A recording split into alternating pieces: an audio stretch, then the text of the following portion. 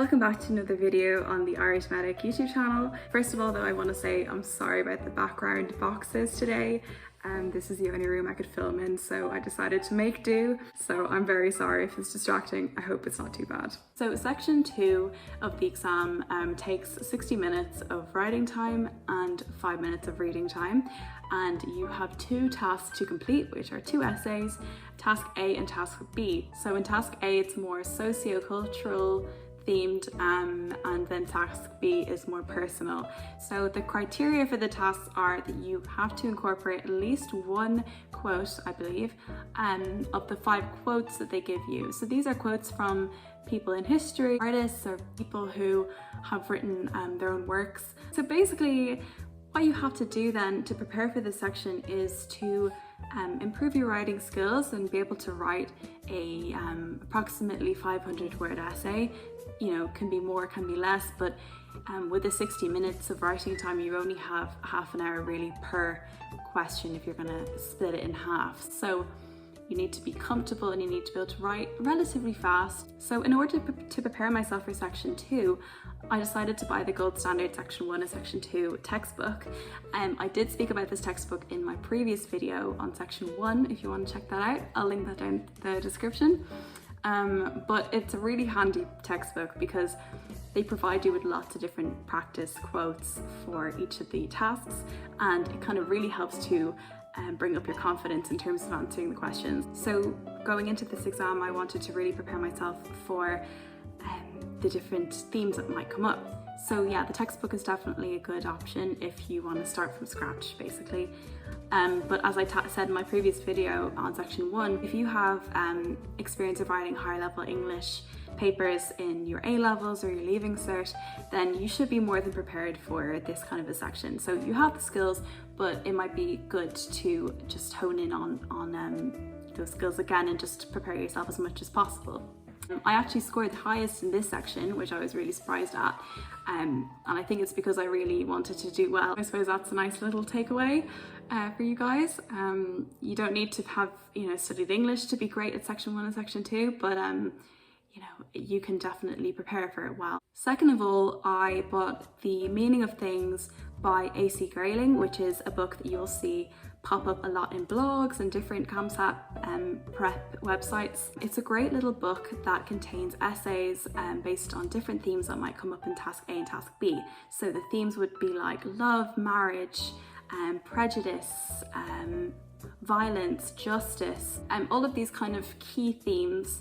And it'll provide you with lots of different examples in history and philosophy where they incorporated those arguments and those ideas into the essay. So although you can't cover every single theme there is, it's probably a good idea to cover the basic themes. Speaking of themes, what I did to prepare for these themes is I created documents on Word and basically gave a heading like love or marriage, for example, and I jotted down in bullet points all of the different sub themes within that main theme. If we're talking about love, I would think of filial love, I think of parental love, romantic love, friendships. You can come up with lots of different ideas, and so what you're doing with that is you're priming your mind for these themes, and if you get it in the exam, if this shows up in the quotes, you'll be able to apply your already thought of ideas, and that's kind of my strategy going into it.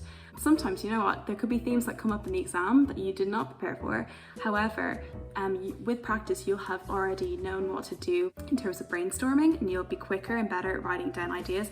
So when you have your white sheet of paper in front of you and you're ready to write down theme ideas, you'll be able to think, okay, I'm going to start listing off things that I know of. And from those ideas, then thinking of maybe anecdotes that you know of relating to the theme.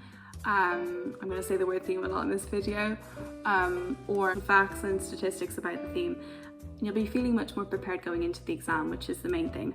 It's really mind over matter a lot of the time, in my experience. And again, in my previous video, I said that I subscribed to The Economist for 12 weeks, and that subscription cost me €20 because I was a student at the time, and I really think that's a great idea. from reading any quality newspaper or magazine, you're able to read some articles and really develop again your ideas of different topics. In terms of writing essays, I didn't write too many essays leading up to the exam, but I think that's okay. If you find yourself stuck with maybe 3 weeks to prepare for GAMSAT, I would say it's probably better to develop your ideas on different themes rather than spend half an hour each time writing an essay under exam conditions.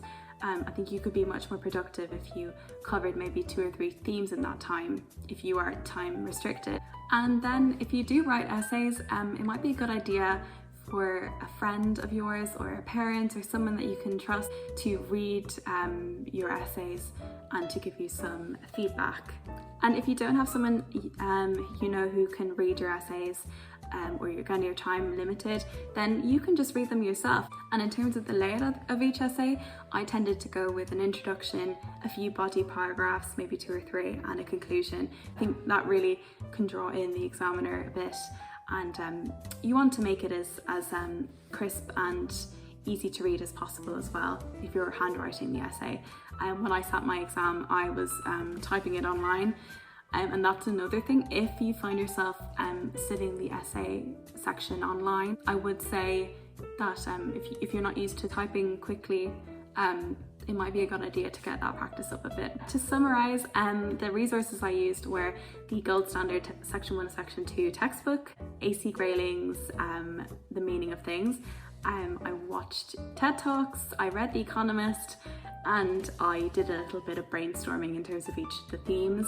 So guys, thank you so much for watching this video. I hope you found it helpful and gave you a bit of an insight into how I prepare for Section 2. If you have any questions, please leave them down below and I'll try to answer them for you.